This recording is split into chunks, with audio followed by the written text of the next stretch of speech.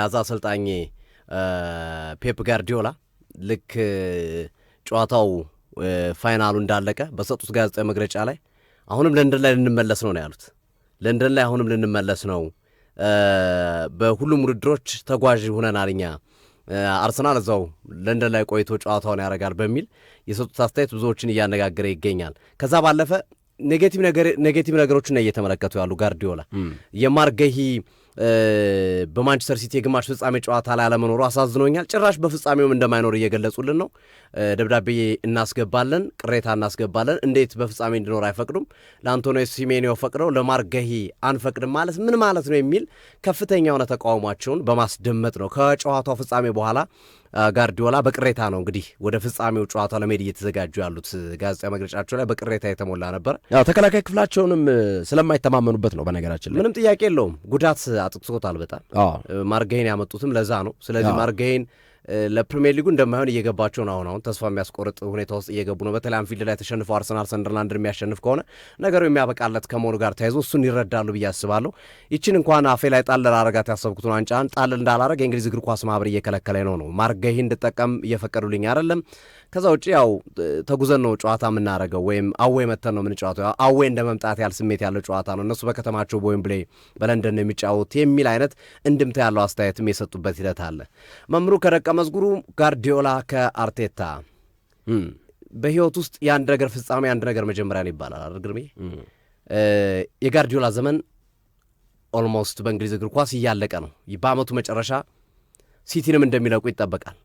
እኚህ ሰው በእንግሊዝ እግር ኳስ ያደረጉት ተጽዕኖ ፈጣሪነት ዓለም ያጨበጨበለት ነው። በቆዩበት 10 ዓመታት 6 የፕሪሚየር ሊግ ዋንጫ፣ 1 ሻምፒዮንስ ሊግ፣ 4 ሊግ ካፕ፣ 2 ኤፍኤ ካፕ። እንዲህ አይነት ስኬት በ10 ዓመታት ውስጥ በእንግሊዝ እግር ኳስ ውስጥ ያስመዘገበ አንድ ማሰልጣኝ የለም። በጣም የተሳካ ነው፣ ትልቅ ነው ስኬታቸው። እድሜ ልክ ሊወራ የሚችል በእንግሊዝ እግር ኳስ ከፍ ያለ ነው። ግን የሁሉም ነገር ማብቂያ አለው፣ የሁሉም ነገር መጨረሻ አለው። ጥሩ ነገሮች ሁሉ ያልቃሉ፣ መጥፎ ነገሮችም ደግሞ አልቀው እንደገና ጥሩ ነገሮች ይጀምራሉ። የሁለቱ ቡድኖችን ሂደት ስንመለከት አርሰናል ከመጥፎ ጊዜ ወደ ጥሩ ጊዜ እየተሸጋገረ ነው። ማንቸስተር ሲቲ ደግሞ ከጥሩ ጊዜ ወደ መጥፎ ጊዜ እየመጣ ያለ ይመስላል ነው። ፋይናሊ ሊገላበጥም ይችላል ወይም ላይሆንም ይችላል። ግን መንገዶቹ የሚያሳዩን እንደዚህ አይነት መንገዶች ነው እያሳዩን ያሉት። ምክንያቱም አርሰናል ሻምፒዮንስ ሊግ መሪ ነው፣ ፕሪሚየር ሊግ መሪ ነው፣ ሊግ ካፕ ፍጻሜ ደርሷል፣ ኤፍኤ ካፕ 4ኛ ዙር ላይ ነው ያለው። ሲቲ ፕሪሚየር ሊግ 2ኛ ነው፣ በ6 ነጥብ ተቀድሟል። ኦፍኮርስ ሊግ ካፕ ፍጻሜ ደርሷል። ሻምፒዮንስ ሊግ ተንገዳግዶ ነው 8 ውስጥ የገባው። የሲቲ ጥንካሬ ብለን የምናስበው ጥንካሬ አሁን በአርሰናል ላይ ነው ያለው። ለዛ ነው የአንዱ ጅማሬ አንዱ ፍጻሜ ይሆናል የሚለውን ሀሳብ እያነሱ ያሉት። ፔፕ ጋርዲዮላ በእንግሊዝ እግር ኳስ የመጀመሪያው ዋንጫቸው ካራባኦ ካፕ ነው ግርሜ። የመጀመሪያው ዋንጫቸው 2017 ላይ እንደመጡ ፕሪሚየር ሊግ አላነሱም፣ ኤፍኤ ካፕ አላነሱም፣ ሻምፒዮንስ ሊግም እንደሚታወቀው ነው። የመጀመሪያ ዋንጫቸው ወይም የውድድር ዓመቱን ካለ ዋንጫ እንዳያጠናቅቁ ምክንያት የሆነው ካራባኦ ካፕ ነው። በፍጻሜው ጨዋታ ከአርሰናል ጋር ነበር የተገናኙት። ትናንት ግርምሾ ስታነሳው ነበረ ታሪኩን፣ ጨዋታውን፣ እነማን አገቡ እነማን የሚሉትን ጉዳዮች ሁሉ። የጋርዲዮላ የስኬት ዘመን የጀመረው በካራባኦ ካፕ ዋንጫ ነው ግርሜ። በካራባኦ ካፕ ዋንጫ ነው የጀመሩት። ከማን ጋር? ከአርቴታ ጋር። የዛን ወቅት የጋርዲዮላ ምክትል አሰልጣኝ ሚኬል አርቴታ ስለነበረ ማለት ነው። በካራባኦ ካፕ የጀመረው ዋንጫቸው ግን ባለፉት 9 ዓመታት ቀደም ሲል እንደጠቀስኩት ተንቆጥቁጦ በዋንጫዎች ያለቀ ነው። ስለዚህ አርሰናል የካራባኦ ካፑን ዋንጫ ካነሳ ሚካኤል አርቴታ ልክ እንደ ጋርዲዮላ ሁሉ በካራባኦ ካፕ ጀምረው ሻምፒዮንስ ሊግ፣ ፕሪሚየር ሊግ፣ ኤፍኤ ካፕ እያሉ የዓለምን እግር ኳስ በአርሰናል ቤት ውስጥ መቆጣጠር የሚችሉበት እድል ሊመጣ ይችላል። ግጥምጥሞሹ ያንን ያሳያል። ጋርዲዮላ ሊለቁ ነው። የሚረከባቸው ይፈልጋል እንግሊዝ እግር ኳስን።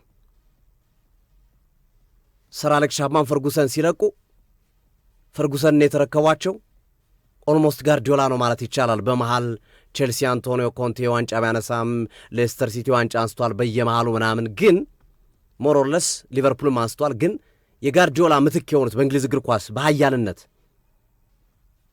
በተጽዕኖ ፈጣሪነት፣ በዋንጫዎች በማሸብረቅ በመሽቆጥቆጥ የፈርጉሰን ተተኪ ፔፕ ጋርዲዮላ ናቸው እንግሊዝ እግር ኳስን የተቆጣጠሩት።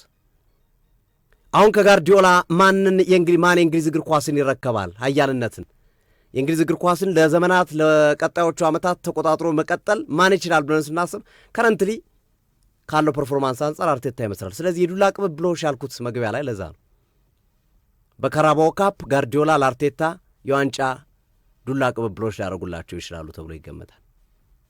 በተቃራኒው ደግሞ አርቴታ ይህንን ዋንጫ ማሳካት ካልቻሉ በሌሎቹ ዋንጫዎች ላይም ተጽዕኖ ሊኖረው ይችላል። ፕሪሚየር ሊጉ ላይ ዋጋ ሊከፍሉ ይችላሉ። ሳይኮሎጂካል ስነ ልቦና ጫና ሊመጣ ይችላል። ሻምፒዮንስ ሊግ ላይ ተመሳሳይ ችግር ሊመጣ ይችላል። ኤፍ ኤ ካፕ ላይ እንደዚህ አይነት ነገሮች ሊመጣ ይችላሉ። ስለዚህ የቀጣዩ ዘመን የእንግሊዝ እግር ኳስ ተረካቢ አርቴታ መሆናቸውን የሚያሳዩበት የፍጻሜ ጨዋታ ነው። በእኔ እምነት ካራባኦ ካፕ ዋንጫን በመውሰድ በማሟሸት በካራባኦ ካፕ ቀጣዮቹን ዋንጫዎች ለመውሰድ ማለት ነው። በነገራችን ላይ ሚካኤል አርቴታ ዌምብሌይ ስቴዲየም ላይ በተጫዋችነትም በአሰልጣኝነትም ተሸንፈው አያውቁም። በተጫዋችነትም በአሰልጣኝነትም 12 ጊዜ ተጫውተዋል ሚካኤል አርቴታ፣ በአሰልጣኝነትም በተመሳሳይ ማለት ነው። በድምሩ 12 በተጫዋችነትና በአሰልጣኝ ጊዜ። ዌምብሌይ ላይ ግን ሽንፈት የሚባል ነገር አርቴታ ገጥሟቸው አያውቅም። ለምሳሌ በአሰልጣኝነት ኮሚኒቲ ሺልድን ወስደዋል፣ ኤፍ ኤ ካፕን ወስደዋል፣ ሲቲን ራሱን አሸንፈው። በተጫዋችነትም በተመሳሳይ በዊንገር ዘመን ኤፍ ኤ ካፕና መሰል ውድድሮችን ያነሱበት ሂደቶች ይነሳሉ። ዞሮ ዞሮ በተጫዋችን በአሰልጣኝነትም ዌምብሌይ ላይ መጥተው አርቴታ ዋንጫ አጥተው አያውቁም። አርቴታ ተሸንፈው አያውቁም። በተቃራኒው ደግሞ አሰልጣኝ ጋርዲዮላ በሊግ ካፕ ፍጻሜ ደርሰው ተሸንፈው አያውቁም። ኤፍ ኤ ካፕ ላይ አምና ተሸንፈዋል። ሲቲ እንደ ክለብ ራሱ አንድ ጊዜ ብቻ ነው ዋንጫ የተነጠቀው። አንዴ ብቻ ነው የተነጠቀው ሲቲ እንደ ክለብ። በካራባኦ ካፕ ለፍጻሜ ደርሶ አንዴ ብቻ ነው የተነጠቀው። አርሰናል በአንጻሩ 6 ጊዜ ዋንጫ ተነጥቋል ለፍጻሜ ደርሶ። አንዴ ብቻ ነው ሲቲ የተነጠቀው። አንድ ዋንጫ ብቻ ነው የተነጠቀው። እሱ ነው ሊነሳ የሚችለው። ግን ኤፍ ኤ ካፕ ላይ ማናቸው ኤሪክ ቴን ሃግም አሸንፈውታል አይ ቲንክ። በተመሳሳይ አምና ደግሞ ክሪስታል ፓላስ ኦሊቨር ግላስነር አሸንፏል። ሊግ ካፕ ግን ጋርዲዮላ ሽንፈት ታሪክ የላቸውም። ክለቡም ጠንካራ ፉክክር ያለው ነው። ከሊቨርፑል ቀጥሎ ብዙ ዋንጫዎችን በማንሳት በተለይ በጋርዲዮላ ዘመን ደጋግመው ያነሱት ዋንጫ ነው የዋንጫ እና ይሄ ለእኔ ይሄ ስሜት ነው ስሜት የሚሰጠኝ ከዋንጫው በላይ ሚካኤል አርቴታ የእንግሊዝን እግር ኳስ ዶሚኔሽን የበላይነት ከጋርዲዮላ ተቀብሎ ያስቀጥላሉ። ጋርዲዮላ በአመቱ መጨረሻ መልቀቃቸው አይቀሬ ነው። ይህን እርግጠኛ ሆኜ መናገር ይችላሉ። አይቀሩም። በአመቱ መጨረሻ ላይ ይለቃሉ። ለተተኪ አስረክበው ስቲን ይሄዳሉ። ሁሉም ነገር የሚያሳዩን እሱን ስለሆነ ማለት ነው። እሱን እንተወሽ ቀጣይ ዓመት እንኳን ቢቆዩ አንድ ዓመት ነው። እስከ 2027 ነው ኮንትራት ያላቸው። እስከ 2027 እንኳን ይቆዩ ብንል አንድ ዓመት ነው ከዚህ በኋላ በእንግሊዝ እግር ኳስ ሊቆዩ የሚችሉት ከዚህ ዓመት ውጭ ማለት ነው። ስለዚህ ተረካቢ ይፈልጋሉ። እያኮበኮበ ያለው ሚካኤል አርቴታ ነው። ያንን ማድረግ መቻል ግን ማሳየት አለበት በዚህ ጨዋታ ላይ። ጋርዲዮላ ደግሞ ምናልባት የመጨረሻው ዋንጫቸው ካራባኦ ካፕ ሊሆን ይችላል። በካራባኦ ካፕ ገብቶ በካራባኦ ካፕ ላይ ያጠናቅቁ የሚችሉበት እድል አለ።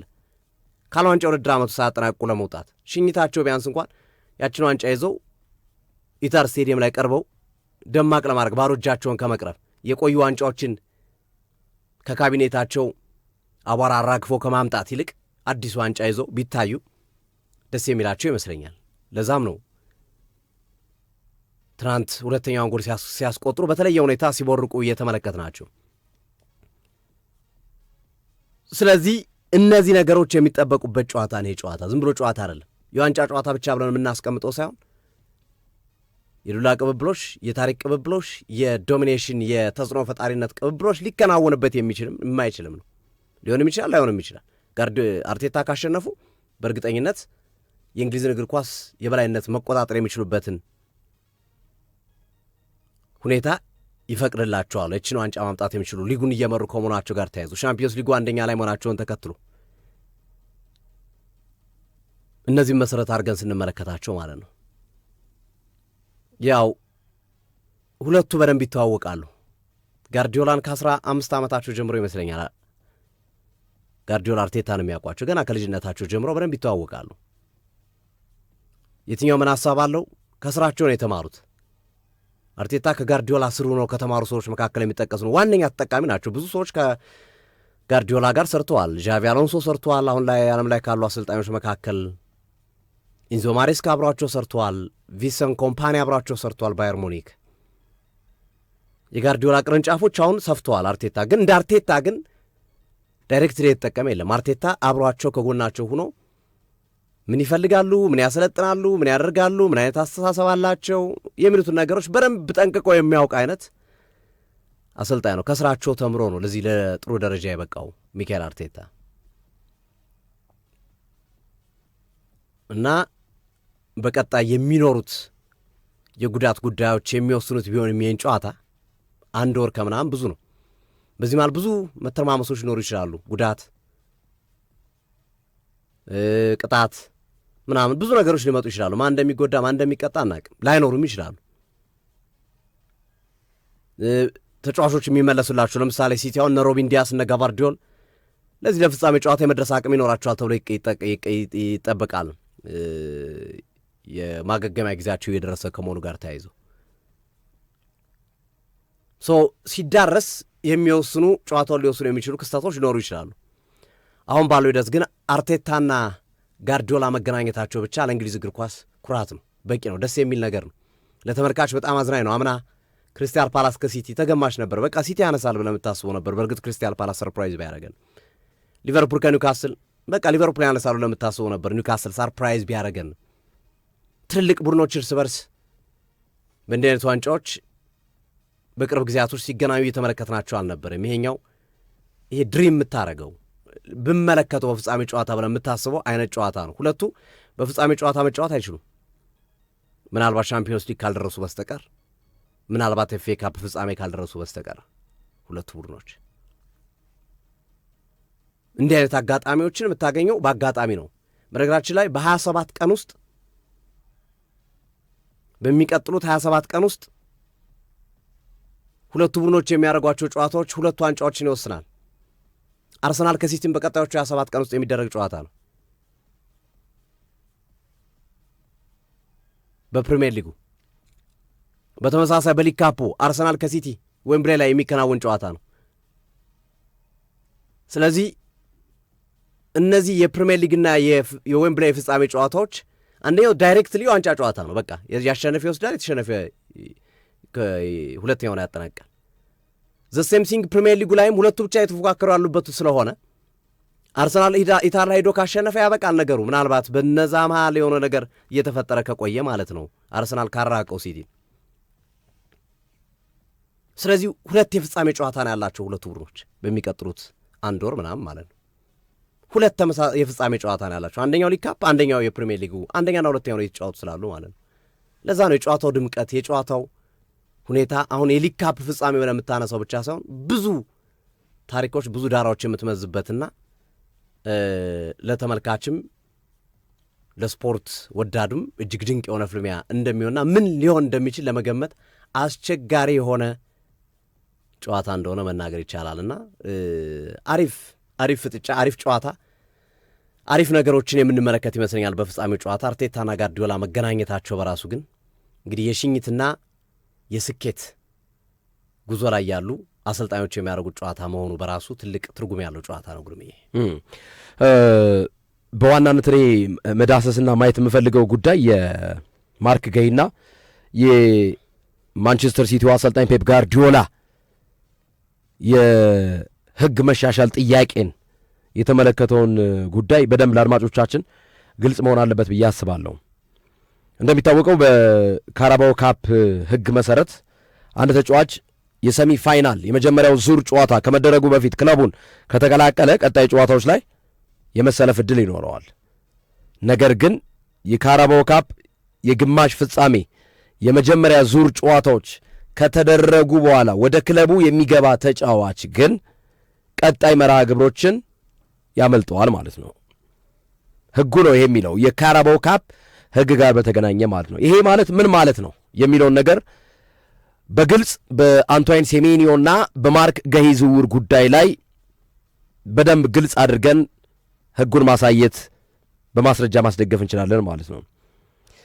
ማርክ ገሂ በካራባኦ ካፕ የማይጫወትበት ዋነኛ ምክንያት ምንድን ነው የሚለውን ጉዳይ ለማንሳት ከመሞከራችን በፊት ይሄ ተጫዋች በበርካታ ክለቦች በጥብቅ ሲፈለግ የነበረ ተጫዋች ነው። እንደ ቼልሲ፣ እንደ ማንቸስተር ዩናይትድ፣ ሊቨርፑል አይነት ክለቦች ጭምር ማርክ ገሂን ወደ ክለባቸው ለማዛወር ይፈልጉ ነበር። ግን ማንቸስተር ሲቲ የነ ሩበን ዲያዝን የነ ኮቫቺች የነ ግቫርዲዮል መጎዳት ተከትሎ ይህንን ተጫዋች ወደ ክለቡ ለመቀላቀል ተገዷል ማለት ነው። ተጫዋቹ የተዘዋወረበት ዋጋ በጣም አነስተኛ ዋጋ ነው። ነገር ግን ተጫዋቹ የሚከፈለው ደሞዝ ከፍተኛ ብር ነው። 300,000 ፓውንድ ሳምንታዊ ደሞዝ ይከፈለዋል ማለት ነው። ታዲያ ይህንን ያክል ብር እየተከፈለው የማንቸስተር ሲቲ የተከላካይ ክፍል በጉዳት በታመሰበት በዚህ ወቅት ማርክ ገሂ በካራባው ካፕ እንዳይጫወት የተደረገበት ሁኔታ ፔፕ ጋርዲዮላን ያሳሰባቸው ለምንድን ነው የሚለውን ነገር ስንመለከት በፋይናል በፍጻሜ ጨዋታ ተጋጣሚያቸው አርሰናል መሆኑ ነው። በግማሽ ፍጻሜ ስለ ማርክ ገሂ ከኒውካስል ጋር ባላቸው የመልስ ጨዋታ እምብዛም ምንም አልመሰላቸውም። 2-0 እየመሩ ነው። ትናንትም ያለ ማርክ ገሂ እንደተመለከታችሁት ምንም እንኳን ተከላካይ ክፍሉ አንድ ጎል ቢቆጠርበትም አሸንፎ ወጥቷል በሰፊ የጎል ልዩነት። ማርክ ገሂ ይህ እንግሊዛዊ የቀድሞ የክሪስታል ፓላስ ዲፌንደር በሰሚ ፋይናል የመልስ ጨዋታ ትናንት ኢታድ ስቴዲየም ላይ ያልተጫወተበትና እንዲሁም ደግሞ በፍጻሜው ጨዋታ ሕጉ የማይፈቅድለት ዋነኛ ምክንያት ምንድን ነው? በካራባው ካፕ ውድድር ላይ አንድ ተጫዋች የመጀመሪያው ዙር መርሃ ግብር ከተካሄደ በኋላ ከተቀላቀለ ይሄ ተጫዋች አይሰለፍም። ማርክ ገሂ መቼ ነው ማንቸስተር ሲቲ የተቀላቀለው? ጃንዋሪ 19። እሺ ሴሜንዮ መቼ ነው ሲቲን የተቀላቀለው? ጃንዋሪ 9። የ10 ቀን ልዩነት አላቸው።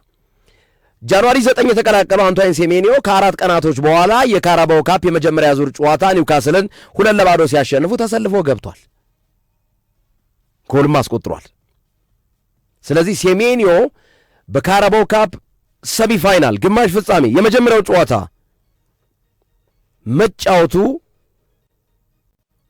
እድሉን እንዲያገኝ ያደረገው ከ4 ቀን በፊት ጨዋታው ከመደረጉ ከ4 ቀን በፊት ጃንዋሪ 9 ማንቸስተር ሲቲን ስለተቀላቀለ ነው።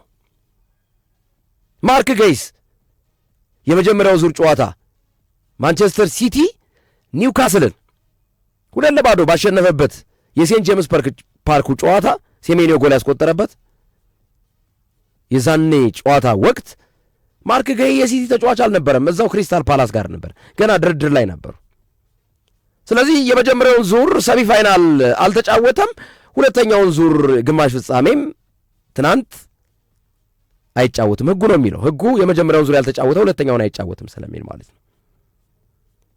ሕጉ ላይ የሰፈረው ቀጥሎ ፋይናሉንም ያ ክለብ ፋይናል እንኳን ቢያልፍ ፋይናሉንም አይጫወትም ይላል። ስለዚህ ፋይናሉንም አይጫወትም፣ ማርክ ገሂ አይኖርም። ይህን ነው እንግዲህ አሰልጣኝ ፔፕ ጓርዲዮላ ሕጉ ይስተካከልልን የሚሉት ማለት ነው።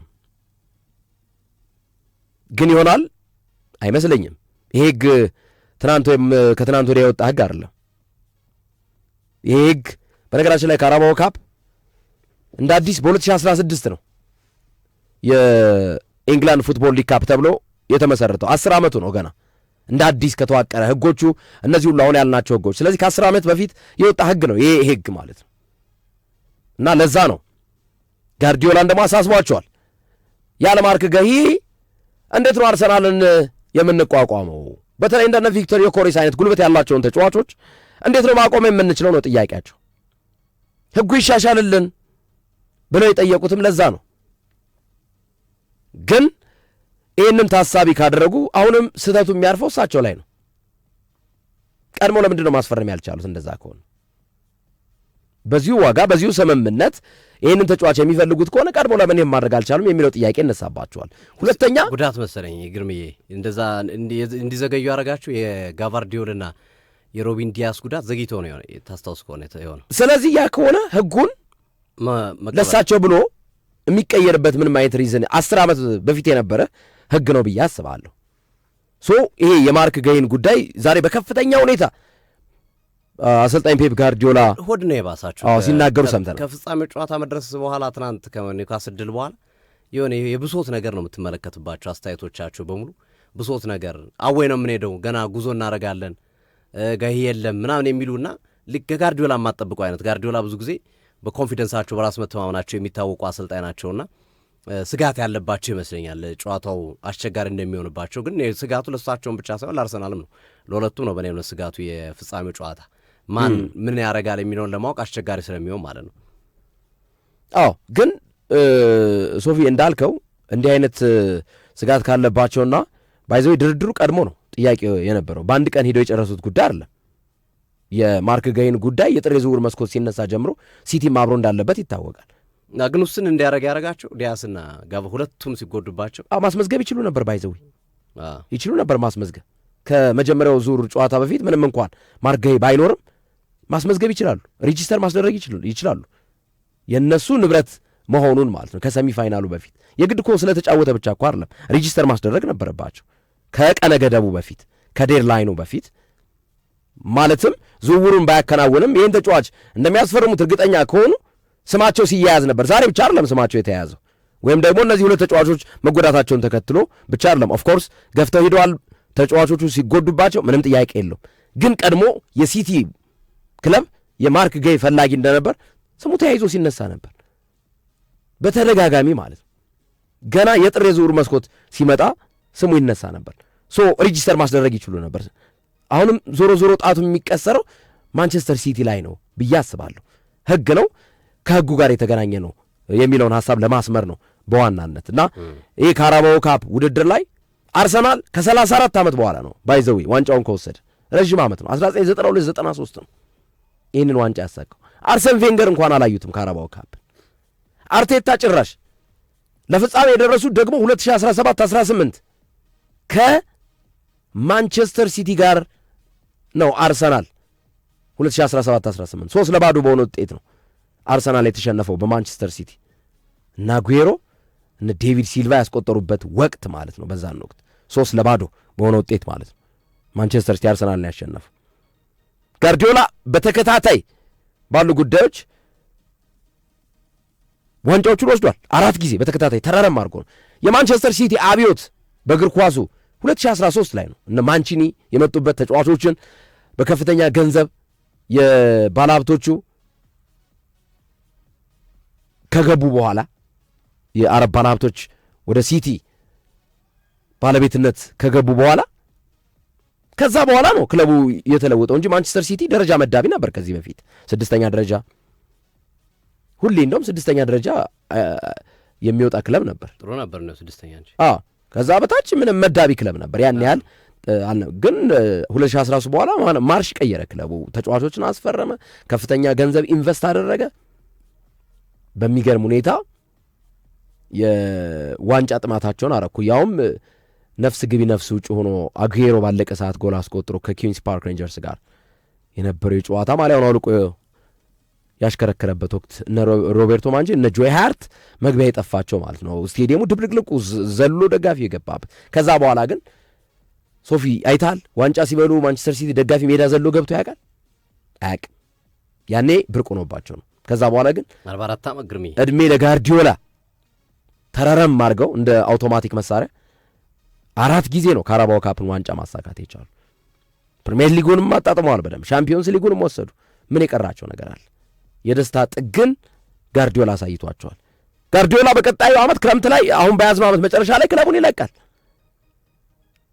ፕሪሚየር ሊጉን እየመራ የሚገኘው አርሰናል ልዩነቱ የ6 ነጥብ ልዩነት። ሻምፒዮንስ ሊግ ፉክክሩ ከባድ።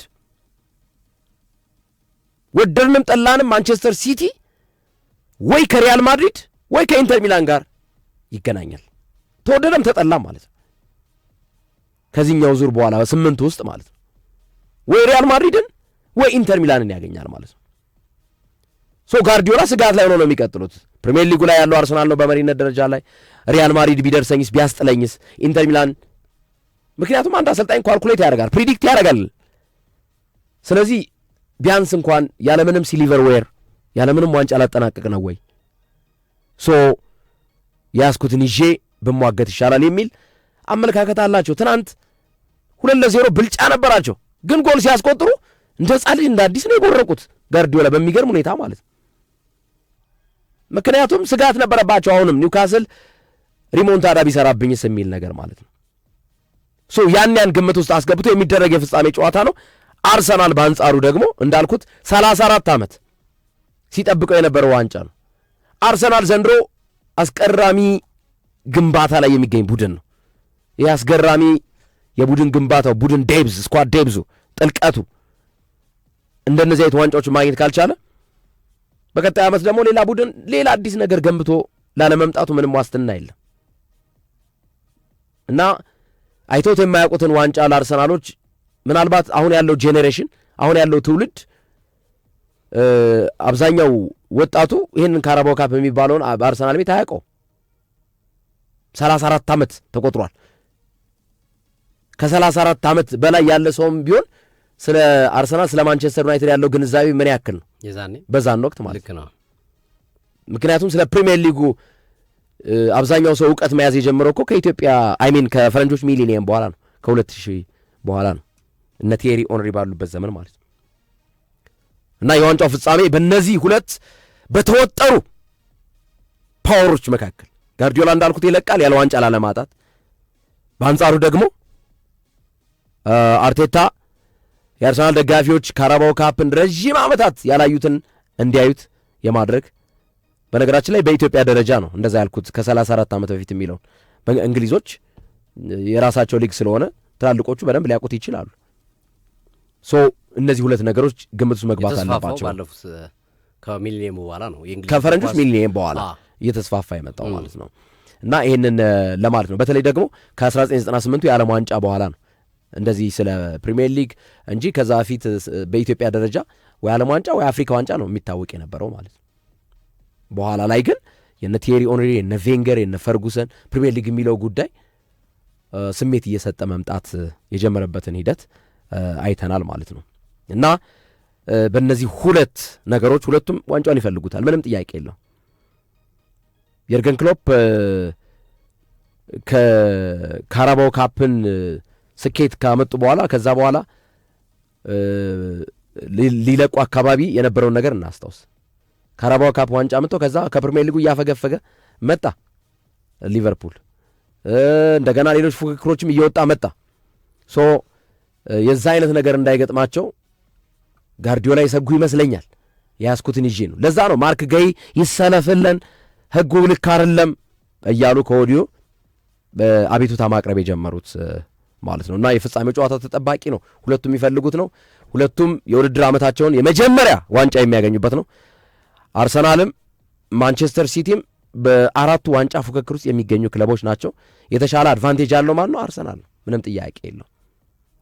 በምን ካልን ፕሪሚየር ሊጉን በመሪነት ላይ ስለሚገኝ የፕሪሚየር ሊጉ ግምት ውስጥ እናስገባለን። ካራባኦ ካፕ ግን ሁለቱም እኩል ናቸው። ዋንጫውን የመውሰድ ሁለቱም እኩል ቻንስ አላቸው። ኤፍኤ ካፕ ሁለቱም እኩል ቻንስ አላቸው።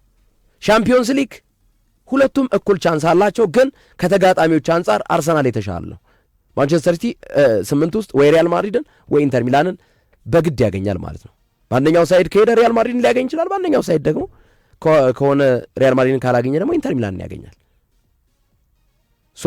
ከፕሪሚየር ሊጉ አድቫንቴጅ አንጻር በንጽጽር አርሰናል ለአራቱ ዋንጫ የተሻለ እድል አለው። በሶስቱ ዋንጫ ግን ሁለቱም ክለቦች እኩል ናቸው ብዬ ነው ማምነው። ሶፊ በጣም አሪፍ። በነገራችን ላይ አሁን እየወጡ ባሉ መረጃዎች መሰረት ማንቸስተር ሲቲ ጋርዲዮላን ለመተካት 3 እጩዎችን ማቅረቡ እየተዘገበ ነው የሚገኘው። እነዚህ 3 እጩዎች አንደኛው ፋብሪጋስ ነው። የቀድሞ አርሰናልና የቼልሲ ተጫዋች ሴስክ ፋብሪጋስ በባርሴሎና የምናውቀው ፋብሪጋስ በኮሞ እየሰራ ያለው ስራ በጣም አስደናቂና ድንቅ ነው። ያንን ተከትሎ ሲቲዎች ከዝርዝራቸው ውስጥ አካቶታል። 3 የመጨረሻ እጩዎችን ያቀረቡት ፋብሪጋስ አለ። ከዛ ኢንዞ ማሬስካ ነው ሌላኛው በቼልሲ ቤት በቅርብ ዓመታት የተመለከት ነው። የኮንፈረንስ ሊግ ዋንጫና የፊፋ ክለቦች ዓለም ዋንጫን አሳክቶ ቼልሲ ለቶፕ 4 አስገብቶ የተሰናበተ አሰልጣኝ ነው። በሲቲ ቤት ውስጥም በጋርዲዮላ ስር የተወሰኑ ዓመታትን መስራቱ ይታወሳል። ኢንዞ ማሬስካ የቤቱን ባህሪ የቤቱን ሁኔታ ያውቃል ተብሎ ይታመናል። ሁለተኛው ሰው እሱ ነው። ሶስተኛው ሰው ከሪያል ማድሪድ በቅርቡ የተሰናበተው ጃቢ አሎንሶ ነው። ሲቲዎች ጃቢ አሎንሶንም እንደዚሁ በአሰልጣኝነት ለማምጣት እየሰሩ እንደሚገኙ እየተጠቀሰ ነው የሚገኘው። 3 የመጨረሻ እጩዎች ብላ ያዟቸው ወይም የመጨረሻ እጩዎች ውስጥ ያካተቷቸው ፋብሪጋስ እንደዚሁም ኢንዞ ማሬስካና ጃቢ አሎንሶ ናቸውና ኦቬስ ነው የጋርዲዮላ መልቀቅ የሚቀር አይመስልም።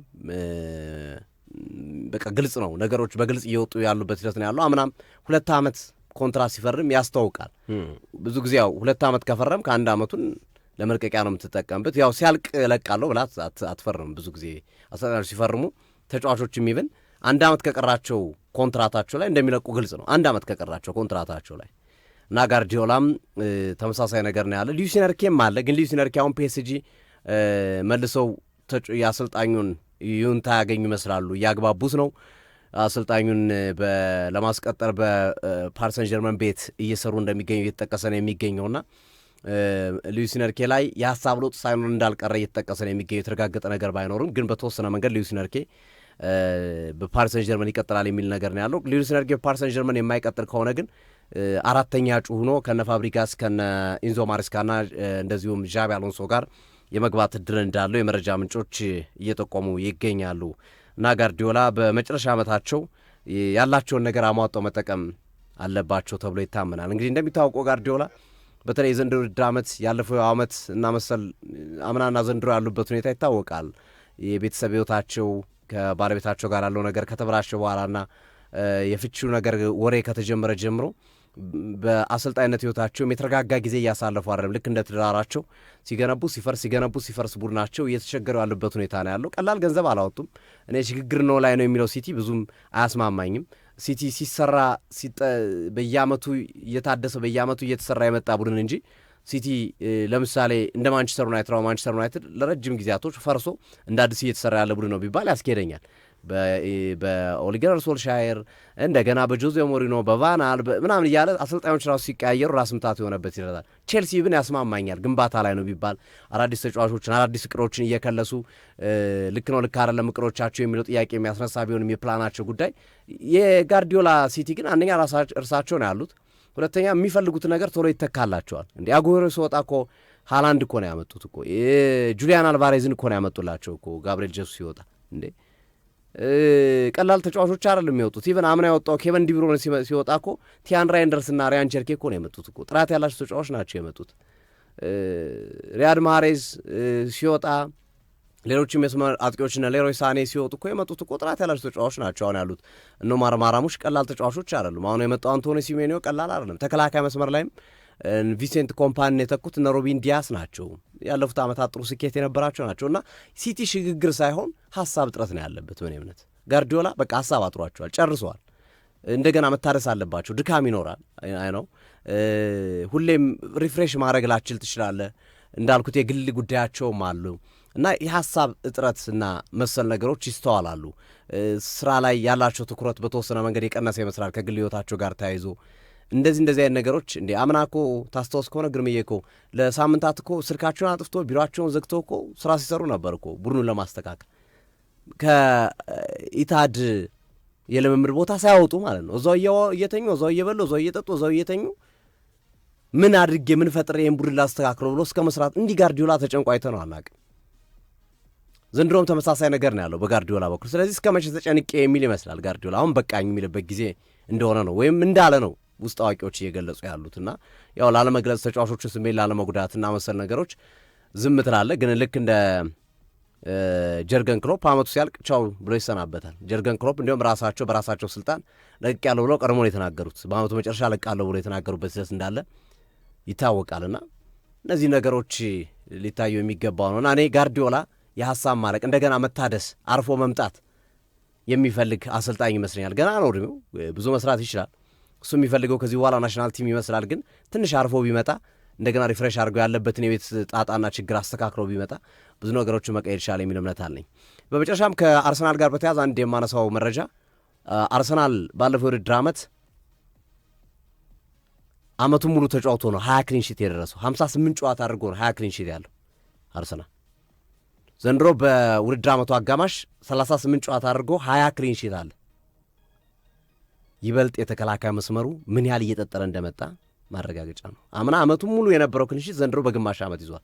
በ38 ጨዋታ ነው 20 ክሊንሺት ያለው። አምና በ58 ጨዋታ ነበር 20 ክሊንሺት ያስመዘገቡ። ይችን መረጃ እንደ ተጨማሪ ላቅርብ በማለት ነው። ትርመኝ ግን ይሄ የአርቴታ 12 ጨዋታ ወይም ብል ላይ በተጫዋችነትም በአሰልጣኝነትም ይህን ያህል ጨዋታ ዌምብሊ ላይ የተጫወተ አልመሰለኝም ነበርና መረጃውን ሳየው በጣም ተገርሜያለሁ። 12 በአሰልጣኝነት ነው። አዎ እኮ 12 አጠቃላይ በተጫዋችነትም በአሰልጣኝነትም ተጫውቶ 12ቱንም ዌምብሊ ላይ ያሳካበት ሂደት በጣም በጣም አስገርሞኛል። ከ12 ማለት ነው ዌምብሊ ላይ በተጫዋችነትም በአሰልጣኝነትም እና እሱ ነገር ትንሽ አግራሞትን ፈጥሮብኛል።